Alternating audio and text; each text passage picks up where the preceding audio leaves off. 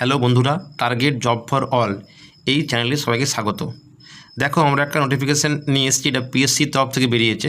Important announcement, যেখানে বলা আছে, in the view of strike and road blockade call by some organisation tomorrow, that is on 16 August 2024, all concerned and hereby inform that scheduled examination and interview of the commission on 16/8/2024 will be held as usual।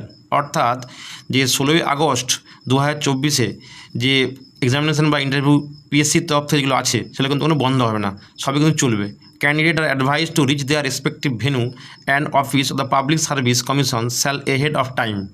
অর্থাৎ public service commission যে time দেওয়া আছে টাইমের মধ্যে কিন্তু ওখানে পৌঁছাতে হবে। বিষয়টা হচ্ছে এটা যে কালকে স্ট্রাইক থাকুক বা ধর্না হোক বা কোথাও রাস্তা জ্যাম থাকুক, পরীক্ষার জন্য কিন্তু আমাকে সময় উপস্থিত হতেই হবে। এটাই পিএস সাইট বলতে চেয়েছে। আর কি পর্যন্তই, ধন্যবাদ।